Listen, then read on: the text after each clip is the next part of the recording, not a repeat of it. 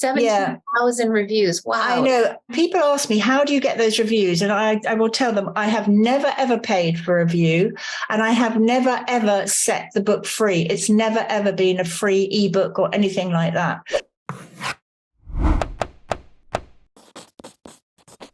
Welcome, everybody, and thank you for joining me today. I have a very special guest speaker today. We are here with Karen Inglis.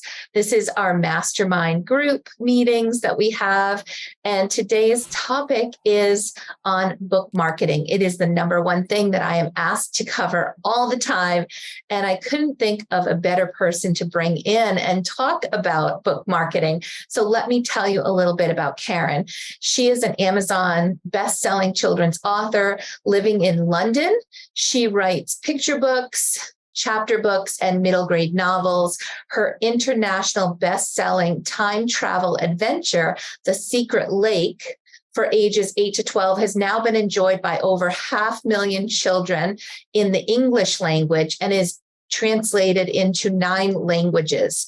The long-awaited sequel, Return to the Secret Lake, was published in 2022 in March and is proving equally popular. And we just heard from her that she's working on number 3.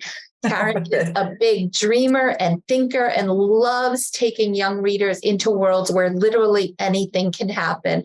And she is also the author of How to Market a Children's Book that draws on over 10 years of experience in children's book marketing. Please join me in welcoming Karen Inglis. Thank you so much for being here, Karen. It's my pleasure. It's my pleasure. And I should actually add a correction to an addendum to your introduction there, because I think I'm up to now 12 languages sold of The Secret Lake. So yeah, it might even be a bit more, because I sold the Czech rights a couple of years ago, and they've just now bought the rights to Return to the Secret Lake. And then they emailed me yesterday and said, can we have our Slovak publishers have asked whether the rights are available? And actually, so that suddenly within a day, another country came in. That is because obviously it was Czechoslovakia previously, and they work very closely with the Slovaks. Congratulations on your amazing success with that book. Yeah. How did you get started with writing children's books? And I tell this when I go to school events. I was not somebody who, as a little child, thought I would grow up to be a children's book author, because actually I spent most of my younger years, I had a pony riding. My sisters read a lot more than I did. And it was really actually, I obviously fell into reading as I became older, sort of teenage years and beyond. And I studied English and languages at university. But it was actually only when boys were young and I was reading children's books to them that the sort of joy of children's stories came back to me. And I would often sort of think, that's a lovely book. That one's a bit boring. And it was, and this was picture book stage, and it was that got me into writing my first ever children's book, which was the Ferdinand Fox rhyming story, of which there are 6 and only 2 published. To my shame this day, the other 4 are still sitting there, and it's on the to-do list. But that's what got me into it, seeing a fox, starting to write a rhyming story, which we all know is extremely difficult. And that's what got me into it. And then not long after that, around a year or within a year of that time, it was some friends had moved to the communal gardens of Notting Hill, and we went to visit them with our children. And when I walked out and saw all the children playing in the communal gardens of Notting Hill with the big Victorian houses all around them, I just got this magical feeling. And I just thought, gosh, wouldn't it be wonderful if these children could meet the children who lived and played here 100 years ago? And that was the spark for The Secret Lake. And I grew up in the countryside where, back in the day when we didn't have phones or anything like that. And we used to go off playing in the woods for hours at a time. And our parents didn't know where we were. And it was very much that sort of Enid Blyton, swallows and Amazons, whatever you want to say. It was that sort of feeling of my childhood that when I saw saw these very modern children in the middle of London in the communal gardens of Notting Hill, which are very much like the ones in the film with Julia Roberts. That's what they're like. And that because they're enclosed, they're very safe. And I thought, gosh, they're experiencing, because they were all off in the woodlands and, it's made up, there's lots of woods and bushes they can hide in. And yet their parents didn't have to worry about them because they're all surrounded. The only way they can go is back into their patio gardens and back into the houses, if you like. And so that's what inspired that story. And I think I then sort of got the bug from then on. You then start to get ideas as you're looking all around. So, and I was a professional writer until actually relatively recently. So writing sort of been in my DNA, I suppose. Did The Secret Lake and your earlier work start out as an immediate success, or did you have to work and change and try different things? What was that journey like with the books prior to the big boom you had with The Secret Lake? In fact, when The Secret Lake first came out, the publication date, if you look on Amazon, it says something like August 2011, a long time ago. At that time, you couldn't do any online advertising. There was no Amazon ads or anything like that. And so, and I discovered CreateSpace. That's the whole thing. So I suddenly found that you could self-publish. And it was called CreateSpace at the time. So I got that far. But then I thought, well, how do I market this book? And what I did was I started contacting, firstly, local bookshops, my local bookshop here in Barnes Village. And then we have a national store here called Waterstones. And I went, it's a bit like Barnes and Noble, I suppose. And I went to the local one in Notting Hill because that's a connected theme. The book was inspired by Notting Hill. So I did my local bookshop and the Notting Hill bookshop to start with and took in a copy. And they said, oh, that doesn't look self-published, and they agreed to take some consignment copies, as we say, where it was sort of sale or return. So that's how I started. And then I also contacted local schools and did a few sessions for free in return for their agreeing to send home or to enable me to take books in to be sold, as it were. So it was very much a slow hand-selling start. And that went on for several years. It wasn't until, by the end of 2000 and I'm trying to think, 16, 17, I think I'd sold about 7,000 books. And most of those were not online. It was on Amazon. But the problem was you couldn't discover it because there was, unless somebody knew. And because I didn't have I didn't have national word of mouth because I wasn't traditionally published. It was very much down to me pounding the streets, going out and doing these signings and school visits. And that slowly got the word out, which actually then slowly started to get some reviews. And I used opportunities to garner reviews online. And what I would say to this day, and I always say it in my marketing talks, is especially when you're starting out, and even if you're not, don't underestimate the power of local marketing, because that's where you can start to build your brand. You can start to get word of mouth talking about your book. Now, this is all on the assumption that you've done what we know, I'm sure April would have said to you. You need to have the right book. You use your professional editors. You use your professional illustrators and all that. And assuming you have a good book, you can start to get, those early reviews through local word of mouth. And then if you could ask them to leave a review online, you then start to get those building up that you can then use to support your advertising. And at those local events, another great thing is, of course, that you can use the photos that you have from those sessions for PR. You can use, if you're on Twitter, or you're on Instagram, and you're on Facebook, you can, we all know now those fantastic tools like Canva, which again didn't exist. I used to have to email my illustrator in Bosnia and say, can you make an image out of this and send it back to me, sort of thing, with a poster, But now you can do that very easily and create social media with the things you've been doing locally to start to establish your online presence. How have things changed now since, you started early on before all of these tools? What are you going to be doing with your next book launch? And it is a follow-up to your Secret Lake. It's book 3. So does that vary a little bit because it is a follow-up and that you have an existing audience Well, up to a point it does, and the best example I can give you, because I'm a slow writer. I'm not so much slow, but I just take time to let things go around in my mind. So it's not as though it's going to imminently come out. I'm hoping it'll come out later in the year or early next year. But what I did with Return to the Secret Lake, as you say, over time, and when eventually it became a bestseller gradually through advertising, and we can talk about that in due course. But what I do have people who follow my website, who sign up and are on a mailing list. But I'm the first to admit I'm not somebody who sends a regular email out, which we're all told we have to do, regularly email our customers. Well, I find that because our customers are parents, it's not quite the same as, the monthly or regular email that we're all told we should be sending, because they're not there to read and buy our books. They're busy parents. So there's a limit to how often I contact them, and the limit to how much time I've got to sit, because I don't like to just tell them to buy my book, and remind them I've got books to sell, if you see what I mean. But having said that, over time, having built my brand, having built my website, having launched other books, I had enough of a readership, and I had enough fans of The Secret Lake who have written to me to say how much they've enjoyed it, that I've kept note of those.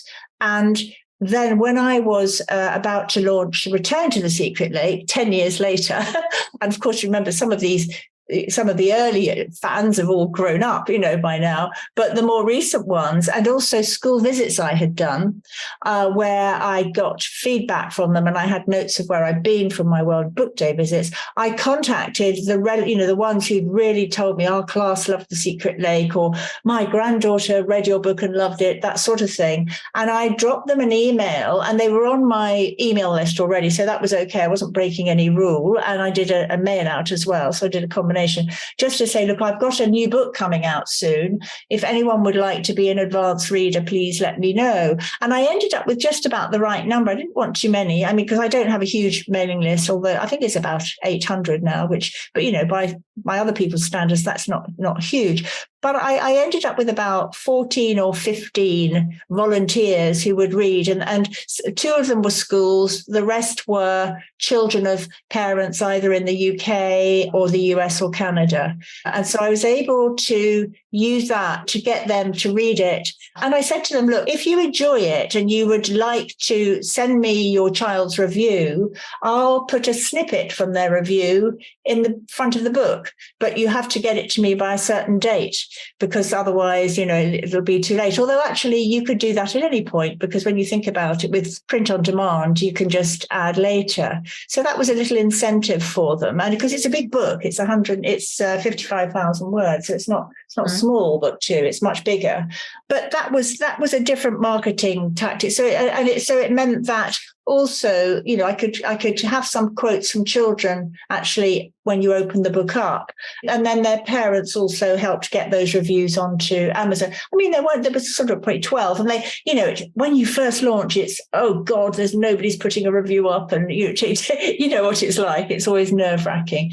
But that was something I was able to do because of everything that had gone before. And you have over 13,000 reviews. It is just... It's actually over 17,000. I think wow.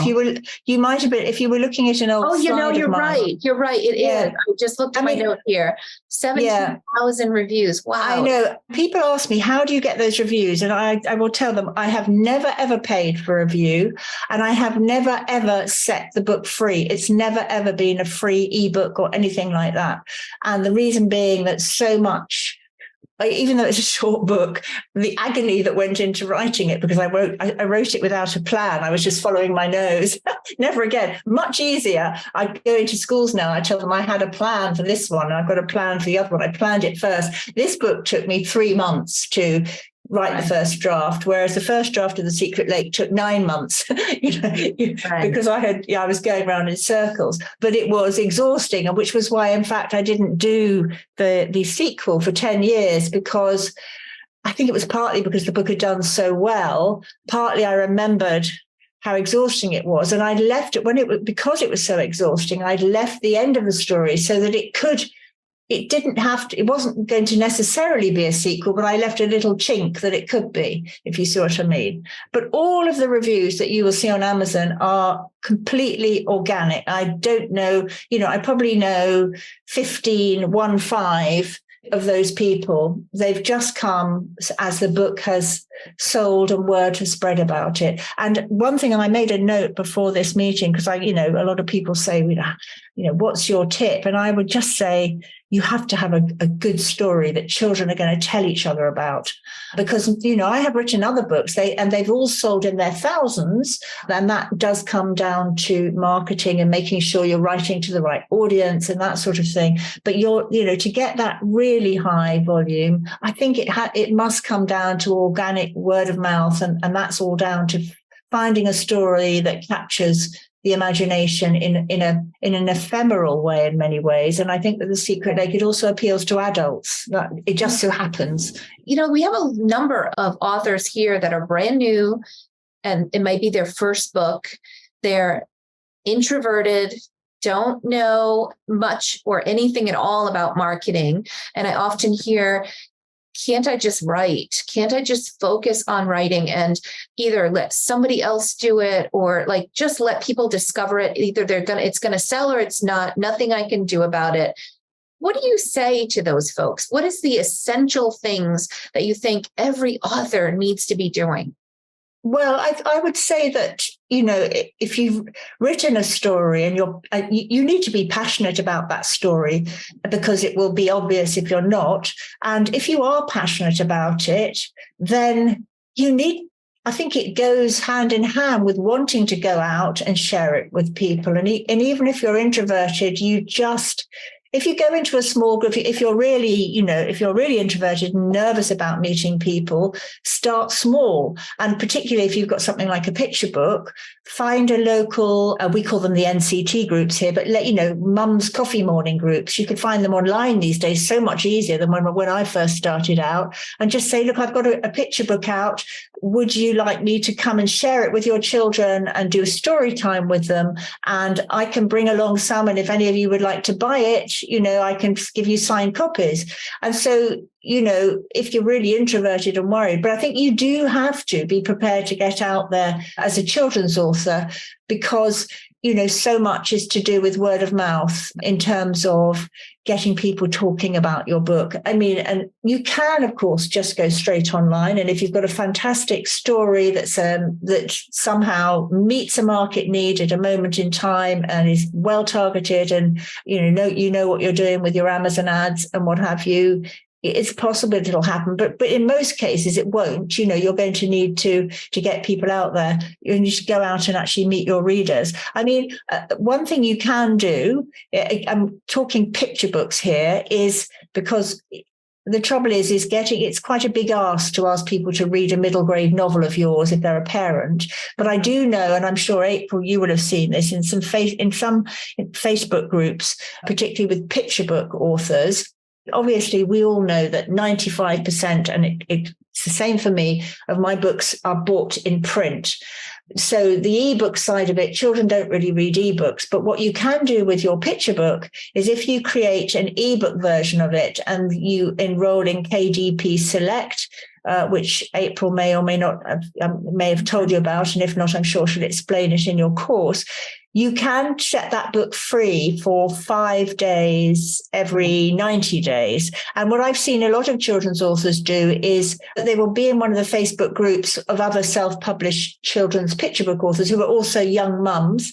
And they will say, look, my book is free for 3 days. If anybody wants to download it and share it with their children or read it and leave me an honest review. Now, you can't require it. You have to be careful about how you ask for it. And I personally don't approve of people saying, I'll review yours if you review mine. I don't know. I'm too honest or too ethical or something. But I think if you read something and you enjoy it, that's a way of getting reviews for your books if you really don't want to go out and meet people. But it's much harder to do that with anything other than a picture book, because the point is about a picture book, it's very quick for somebody to read it through, if you see what I mean. So it sounds like get out there, share your book, be passionate, start locally. I'm hearing, you sharing that. You've also talked about Amazon ads, and that seems to be something that's really worked well for you. Any comments on what you do typically with your ads and how you got started there? A lot of my ads are just on autopilot, and I dip in and check them and just make sure I'm not that nothing's gone haywire. And I went in and reread, and I was pleased to see it's still very evergreen. Everything I say in there about Amazon ads still stands. And it is very much a question of going in and targeting, just being very relevant with what you're doing. When you upload your book to Amazon, make sure that you use relevant keywords when you're setting it up at the back end. Choose relevant categories. And as you probably all know now, whereas that you could add up and choose 10 now, they've changed it and it's just down to 3, which I think is probably not a bad thing. Just make them highly relevant. So that's the first thing. And then when you're doing your ads, there are 2 types of ads in principle. There's the auto ad, and then there is the keyword ad. So, those are the main ones. The auto ad will be, to start with, if it's a new book, it doesn't know anything else about the book. So it's going to rely to begin with on the keywords it's finding in the back end, which will be the ones that you entered when you set it up and the categories that you put it in. And to an extent, possibly, I don't know, perhaps it looks at the keywords in your book description. Okay, so that's all it's got to go on to start with. So it will start running and trying to find, buyers. And then as search terms come in or people do click on your ad, it can sort of learn from that. So that's one thing. But then you can do these keyword ads alongside that, whereby you're targeting, you're saying, here's my book, The Secret Lake. And what I tend to do is to have 2 sorts of ads. One, which will be targeting general sort of genre type words. So for example, chapter book for age 7, early reader, funny book for boys, book for girls age 8, that sort of thing. That's one sort of ad. And then another sort of ad, which I would call it the sort of, you're targeting the other titles, which are similar to yours. So you're going in and you're doing research and finding books that are very similar to yours. So in the case of The Secret Lake, it might be The Secret Garden, the Enid Blyton titles, mystery type titles, that sort of thing. And then you have a way that you can ask the ad to be shown to books similar to that. Now, that's what I did back then in the early days. And back in those days, there weren't all the tools there are now. There's some fantastic tools you can use to help with all of that. So I did it all very, very manually. And again, I was looking back at what I said in my book earlier. And, a lot of my ads, my most successful ones, which are still running, were after this painstaking hand research almost to find relevant titles. Now, you could argue I should really be going in and finding more up-to-date ones, but I haven't had time, is the honest answer. And again, looking at them, most of the ads I've left running over time, not all, but most of them are auto type ads. So I'm not having to be so hands-on as I used to be. It really is. The Secret Lake is the one that's done the best in terms of advertising on Amazon, and also the Tell Me Tree, this one here on Amazon. And in fact, this is the only book that I've also had success with Facebook advertising on, although I'm not doing it at the moment. It's sort of, it ran out of steam at a certain point of time.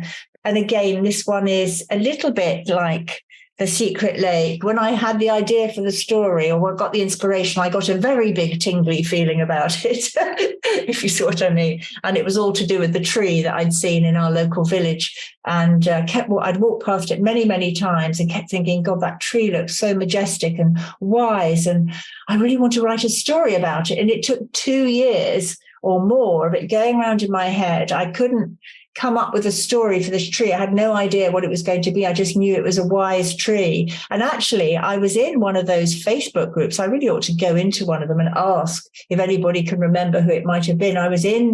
I can't remember. I was following a conversation, and it was in one of the big Facebook children's book groups. Somebody was talking about the fact they'd come home from school, and I think it was in the US, and they'd come home from school and discovered that their daughter, she drew a picture which made them suddenly realize that she was really unhappy at school. And they just suddenly had this awful guilt that they hadn't realized that she was obviously being bullied or something. I don't know. I'm guessing the child was about 6 or something.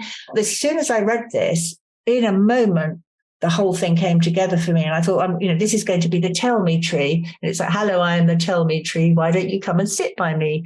Tell me your troubles, tell me your cares, share your best dreams or your scary nightmares. And the whole thing, virtually, I dictated it into my phone as I was arriving at the gym. And this book has sold very well, nothing like the numbers, of course, of The Secret Lake. I'm trying to remember how many it has sold. I can look it up afterwards. But also on Facebook, it got lots and lots of shares and led to sales. But the thing is about it, because it encourages children to talk about their emotions and feelings, and whether it's through pictures or writing. But I could find a good target audience for it on Facebook. I could target teachers and children's mental health workers.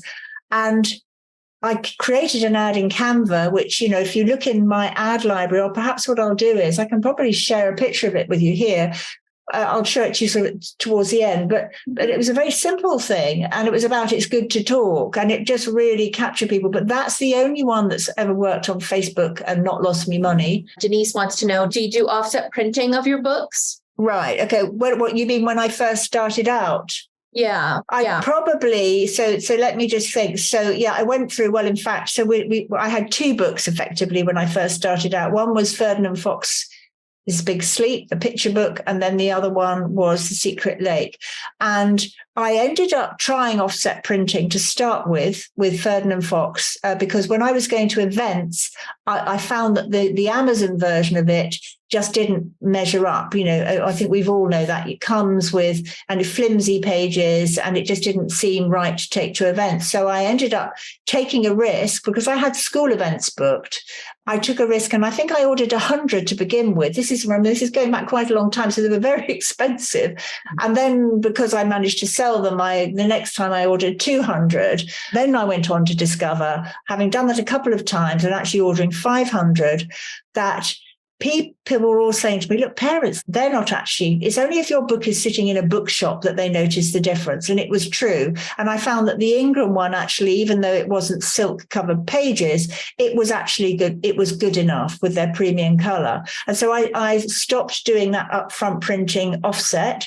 And I started using print on demand because when you're selling direct, there's no middleman cost, so you can still make a reasonable return. But we're only talking ordering to begin with 100. Then when I knew when I went to school events, I could probably, over a series of visits, offload them. I think I upped it to 200, and the most at one stage was 500, but not typically that many, even now. But what I would say now, and I just was showing you this book, that these have silk color pages and they're print on demand. And that is the new kid on the block called Book Vault, which has just started. It's been in the UK for about 6 or 7 months or even a year, and it's come to the US now. I don't know whether they're actually doing the color picture books option yet, but if they haven't, they will be soon. Now, I think how many you order, a 32 page picture book from Amazon, I can get for something here in the UK for something like £2.10 a copy.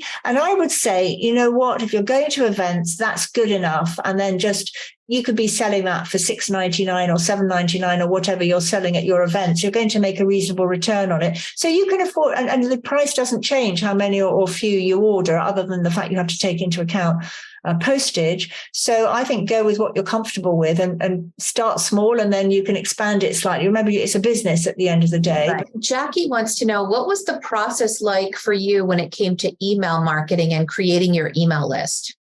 Well, as I was saying earlier, Jackie, what I do is, if you look at my website, you'll see that there is a sign up there. So if you go to KarenInglisAuthor.com, that's where parents, and you have to be very careful, it's not children that are signing up. So if you look at what the message you get there, it says, if you're under age 13, please ask an adult or a grown-up to sign up for you here. That has sort of just in the background been gradually growing over time as my website has been there. And I set up a book funnel feed whereby, because if people sign up, they can get the first 3 chapters of The Secret Lake as an ebook for free. Now, we know that children don't read ebooks, but it was an incentive, in my view, for parents who might be interested to test read it, to at least give me their name and address, but the wording again you have to be careful. You can't say you have to sign up to get it. You have to say, sign up for my email list and I'll send you a copy of The Secret Lake, as a bonus or whatever. So that has just gone on in the background over time. I was with MailChimp. I moved over to ConvertKit quite a few years ago, just because I get how their back-end system works. I love the way it multi-surfaces things.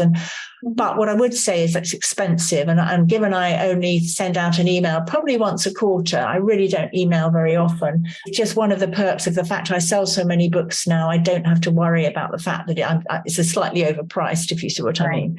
It's the system that works for me. But yes, it's awkward, you see. And the reason I've just said I don't email so often is I just really feel I need to have something of interest to say beyond, oh, here's my book. And to be honest, I could come up with lots of reasons to email them, but I remember as a parent being incredibly busy, and I'm not sure I would want an email coming into my inbox every 2 weeks or 3 weeks from an author. I maybe once a quarter would suit me better, if you see what I mean. And the problem we also have, of course, is that the children get older. So, the target audience that you're trying to talk to through your email list is sort of maturing the whole time, if you follow me. What I have been meaning to do for a long time, and again, it's, we all know how busy we are, is I think if you're going to create the best email list you can try and do is get teachers, to be honest with you. You can incentivize them to say that you'll provide them with lesson plans and all that sort of thing. If you've got a book that's popular and, which I do, that's the kind of thing where it might be a bit more like people who write for adults who, you're having that more grown, what you're talking about is aimed at your actual buyer. Whereas really what we're writing about, we sort of want it to be for the children, but the email isn't for the children, if you see what I mean. One other question I see here from Tennille is, how long did it initially take for your book to start getting organic reviews? Well, it was slow to begin with, but those organic reviews started to come in the UK. I'm just trying to think. I do remember it was in 2018 that it started to take off in America, when there were it had 5 reviews at that time. And over here at that time, I think it had 15. And that was 2000. I'm trying to think, that was February 2018. And I seem to remember it creeping up to 37 reviews over a period of about 3 months. And then as the sales started to go up, they then started to really grow. And then, of course, I think we've all noticed what Amazon, somewhere along the line, and I'm not sure exactly when, they decided to merge all the country reviews, didn't they? So now the reviews you see, that total of 17,000 is the US plus the UK plus wherever else in the world. I don't sort of sit and track which is from where or anything like that. And also now, I think the other reason that number is so high is because they let people now just leave a number of stars. You can leave a rating, can't you, without actually having to write a review anymore. Yeah, that bothers me because you never tell why something received a low rank if you're getting a 1-star review. I know. Stars. I remember in the States, my reviews had just started to take off when somebody gave The Secret Lake. I think it was at 4.5 stars, and I only had about 15, maybe it was less, it might have been fewer than that. And I just started advertising, and somebody gave it a 1-star review. And I thought, oh God, what's that for? And I looked at it, and they put pictures up. The book had been delivered from Amazon, and it had fallen apart, and the pages were cut off. And I, being, customer friendly, put a comment in to say, look, I'm really terribly sorry. In fact, this book is printed by Amazon. I'm sure if you contact them, they'll help you. And if they won't, I'll send you a free copy. And then all this conversation, and people kept liking my comment. And what happened was that Amazon kept promoting this as the top review, the 1-star review when you looked at the book. And people didn't necessarily scroll down. It was a 1-star. But the other thing was it knocked back the average star rating for the book to 3 stars, just at the point when I was starting to advertise in the US. And so one tip I would say is, if you get a bad review, just let it go. Don't comment on it, because if people comment on it or any, well, I don't think you can anymore. But if you start doing helpful on a 1-star or not. I don't know. Just be very careful, because the algorithms take over and start thinking, oh, lots of people are commenting on that, therefore I'm going to push it up. And Amazon wouldn't take, As you're talking about the different markets, can you discuss any international marketing efforts that you have pursued for your books? How do you approach that marketing to the global audience? Yeah. Okay. So even before I had The Secret Lake, it's translated. I've managed the translation of The Secret Lake into German myself, and it sells well there in German. But before that, it was already, if I just went onto the German website, I could see that it was actually selling in reasonable numbers. And that was before we were allowed to advertise in Germany. I do run Amazon ads in Germany now, but a little bit, as I said before, they're very hands-off. I think there's an auto ad running there, and then there's a keyword ad, which I created off the back of what the search terms that the auto ad was creating. So I would look at what the auto ad search term report said, and I could see that these orders came because someone put in that search term in German or whatever. And so then I would create a separate keyword ad based on those winning orders, if you see what I mean. And so that ticks along in the background. So I'm not sure if I'm answering your question, but I think, first of all, if you're going to do any advertising abroad, give it a go. But the place to start, without overwhelming yourself, is go and see in which areas is the book selling, which countries. And certainly Germany is a place to look, because certainly English language books sell very well there as a rule. So, and certainly as far as The Secret Lake goes, and its translations as well, it's been a bestseller in German over there for a couple of years now, and the sequel is selling well as well. Advertising is one of those things that you do in multiple markets, and you also mentioned the translation into different languages. Are you doing this yourself, or are you being discovered and you've got publishers that are picking up the foreign rights? Right. So there's two things that are happening. Most of my foreign editions, and in fact, if I do this, you can see up there on my bookshelf above, those are some of my foreign editions there of The Secret Lake. Most of those, apart from the German one, I've been contacted. I haven't gone out. There was a point when The Secret Lake was starting to sell where I was trying to work out, how do I go to book fairs? How do I try and find overseas publishers? But honestly, that way madness lies. You don't know what you're doing. It's quite difficult. But then they started to come to me. So those have all come about by me getting an email from overseas from a publisher saying, are the rights available for The Secret Lake? And I have on my website, if you go and look at my website, there is a link on there that says contacts, press and rights, or something like that. So, just put that there, because you never know. If someone likes your book, they might want you. And I say, for rights inquiries, please email me. So most of those will come that way. And then I've negotiated with them and to start it off with, I use the Society of Authors. Obviously in the States, you've got I think it's the Authors Guild. I'm not sure. As a member of the Society of Authors, I get access to free contract advice. And you also, if you're the member of the Alliance of Independent Authors, they will also give you feedback on contracts that you're offered. So I started off learning that way. Because I have a business writing background, I have sort of honed. And in fact, some of the contracts I was being sent were so awful. I just thought, I'm going to rewrite these in my plain English. I'm going to use my professional background. And that's what I've done. And I tend to use that now and then tweak them accordingly. So most of them come that way. But in the case of Germany, I could see it was selling so well. And although I have O-level German, I do speak a little bit of German. I wanted to manage that translation. And the way I went about that was, I literally went onto Amazon DE, Amazon Germany, and found middle grade books that had been by traditionally published companies that had been translated into into German. So things like Harry Potter, Enid Blyton, in fact, that sort of thing. And then research who the translators were. And it was quite laborious. And that way I found 2 or 3 translators, managed to check out their credentials, because there's a way you can find that they're sort of qualified. I didn't want somebody from one of these. I think there's a website called Babel Cube or something where you can. I didn't want to use a Fiverr type thing. I wanted somebody who was a qualified translator.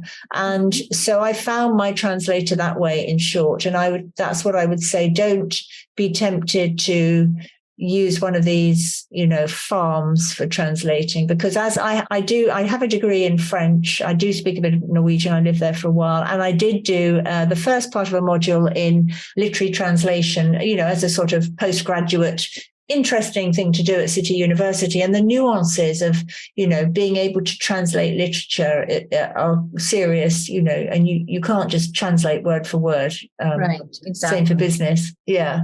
By the way, I actually then it's expensive. So I pay that.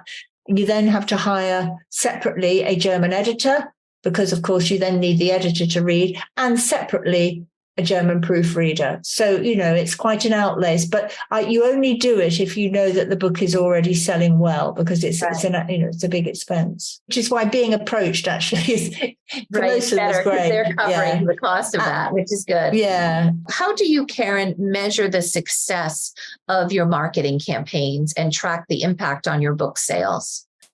Well, what I do is at the simplest level, and, as I say, and funny, I'm not the only person to say this now. I was at London. I was at the Self-Publishing Formula Live conference here in London earlier in June. And somebody else who was giving a talk there was saying the same thing. In the early days, I would be going in every day, checking, that I wasn't overspending, looking at my orders against my advertising costs, that kind of thing. And I don't do that as often now, because I've sort of whittled down and stopped the ads, which I knew were, over time just weren't working on some of the other books. And I've just left the one, because it's one of those 80-20 rules, there's only so much time that you can spend. But what I did do in those early days, and to this day I do, is there is a formula I use where you can, because again, a lot of the courses that you'll be doing are talking about ebooks. And with print books, you have to, when you're trying to work out at a glance, is my ad losing me money or is it breaking even? You have to look at what's called the ACOS, the average cost of sales column, ACOS. It's in the ads. And I wrote it down here because I wondered this might come up. I had to remind myself, and I did remember correctly. And the ACOS is, the way you work it out is you take whatever your royalty is, and you divide it by your on sale price, and you multiply that by 100. And I'll give you an example just so you can work it out. And that's what's called your break-even point for your ad. So, for example, in the USA, at the time I did and again, this is all in my book, by the way. In the USA, at the time I did that, the prices have changed slightly because the royalties or something's changed. But anyway, the Secret Lake, the RRP was $7.99. For every time I sold that book, I made a royalty of £2.48. And so if you divide 248 by 799 and multiply it by 100, you end up with 31.04. And if you call that percentage, which is what you're doing effectively, you're creating percentage. So 31.04, I can go in and look at my Amazon ads and see what the ACOS is. And I know that as long as it's no higher than 30, if it's at 31% or thereabouts, I'm breaking even in terms of orders off those ads. If it's anything lower, I'm making a profit. If it's higher, I'm losing. But it's not that exact a science, because I'm in the school of thought that says, well, I mean, first of all, you have to wait. Sales get delayed, so you need to wait a couple of weeks.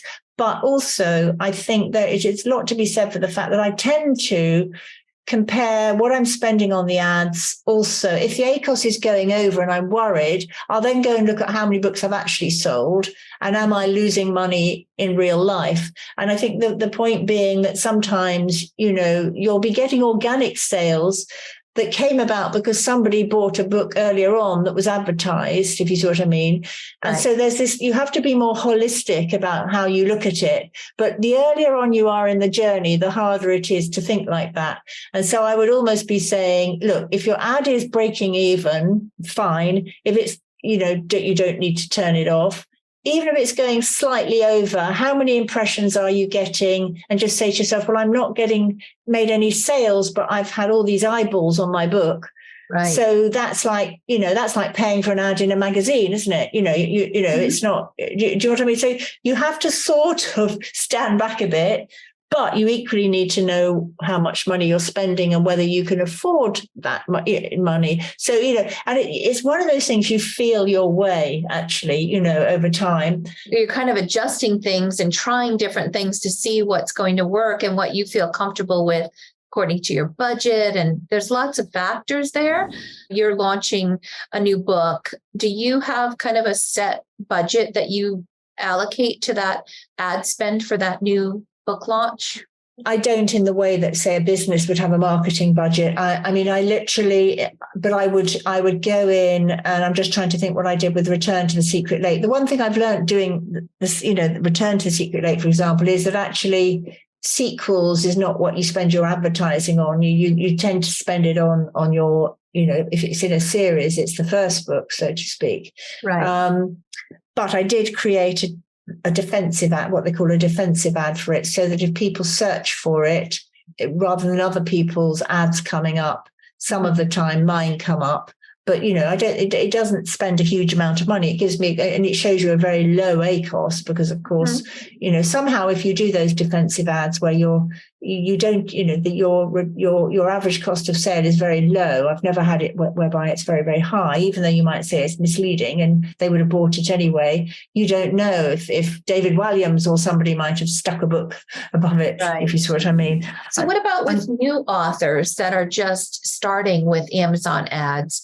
Do you recommend a certain spend, or if they ask you, what should I be putting in? Because that's a question I get a lot. How much should I be spending? Well, I think what I would probably say is you could start off, I would probably start at $10 a day and 35 cents a click, something like that, and just follow all the rules about it being relevant and make sure you've got a fantastic book description and all the rest of it, and really see how it goes, and just make sure you're doing double check. And again, I have this in the book. I'm sure April may have told you about it, but make sure that you don't let Amazon automatically adjust your bids to what they call their recommended bid or whatever it is. You want to say, no, I want my bid to be this, because at every step it tries to trip you up. So you don't do the up and down and let Amazon. No, I don't either. I don't like that. I do down only, down only. Yeah.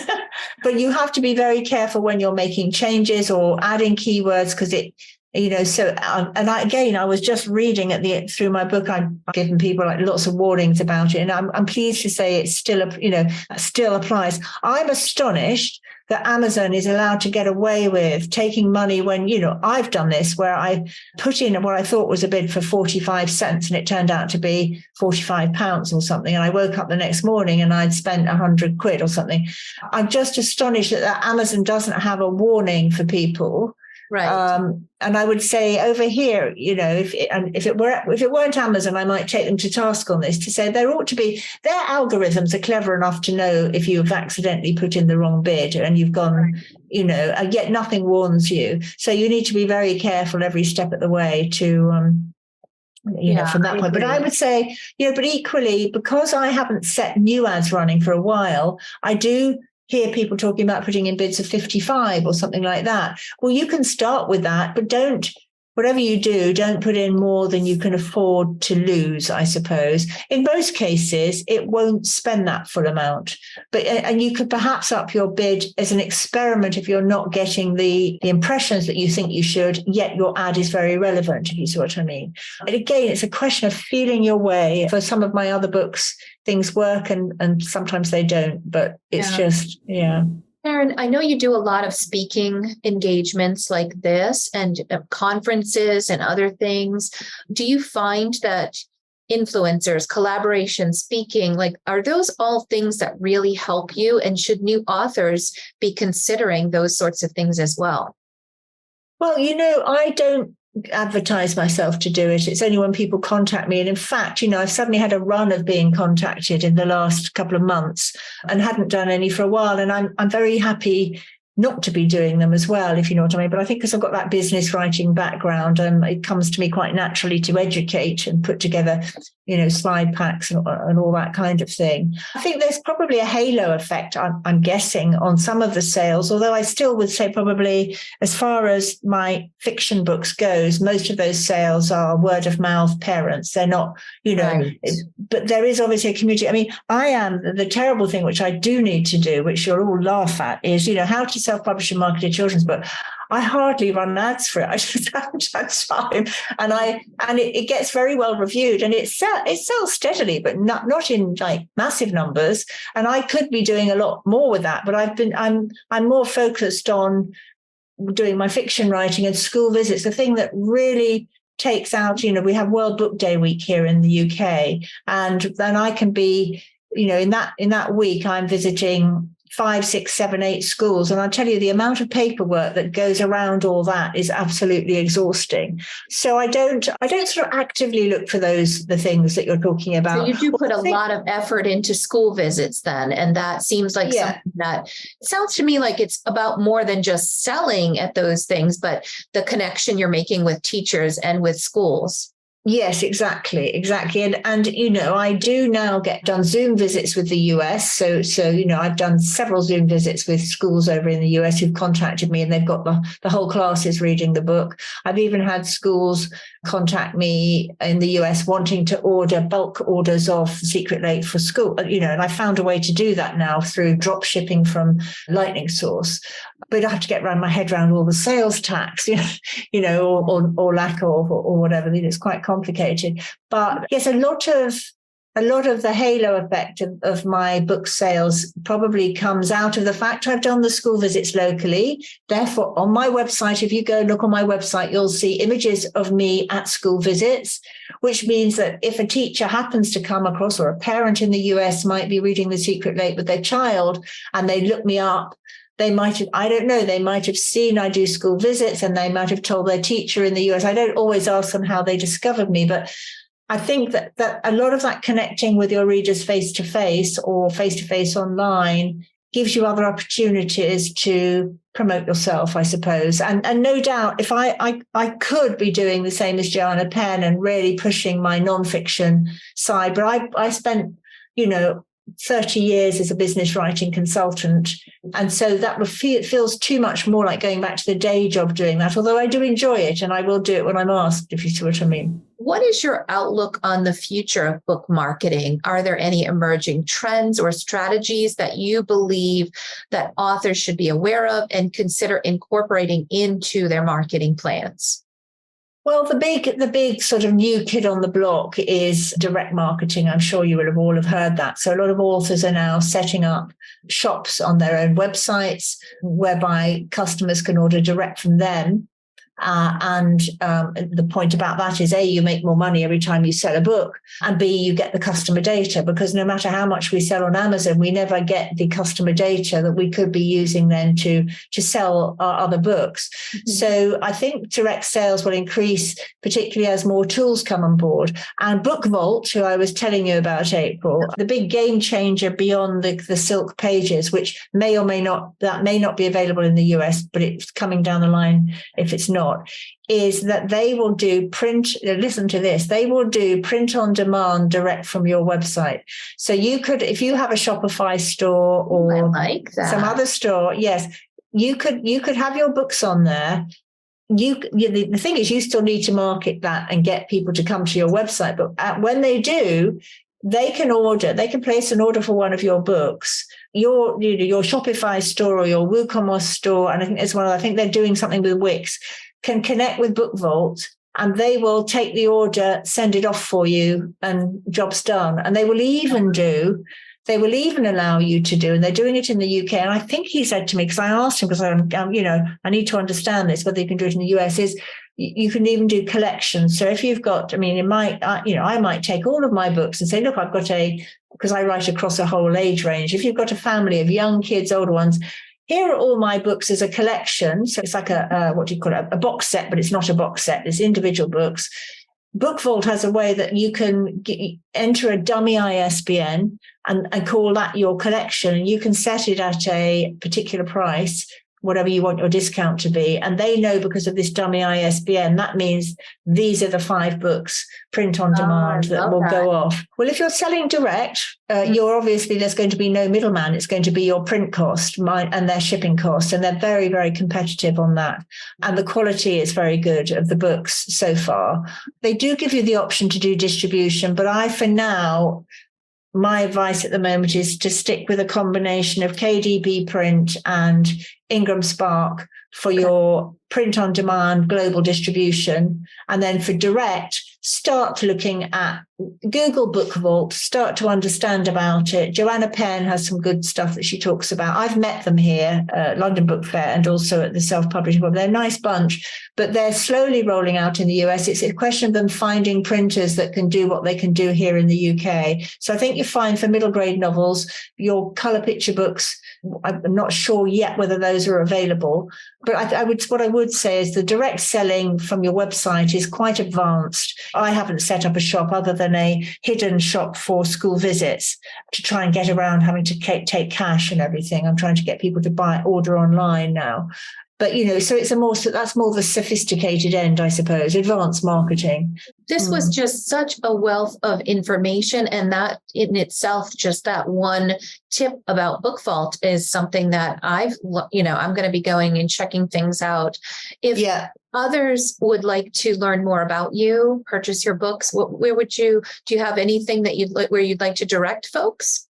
Well, I would say if you want to get, and if you were going to get my nonfiction book, which is the second edition one, this is the only one I have at home, which of course is one of the Amazon ones with the thing across it, but it's the second edition. If you put Karen P for Patricia, that's my middle name, Inglis, into Amazon, that's where you will find it. I use that for my nonfiction so it doesn't get mixed up. And I would highly recommend getting the print book rather than the ebook, even though I make less money when you buy the print book, ironically, just because even I find it for reference. There's so much to remember. Yes. I cover audiobooks, I cover highlighting and being able to write notes. And I do. I have to have something in my hands. Yeah. And this covers both. And I do have the other book, which is just called How to Market a Children's Book. But that is all. So the How to Market it's the second half of this book. But I would probably get them both because I don't know, for the extra, I think it's definitely worth it if I were buying them, because I often can't remember and have to look myself.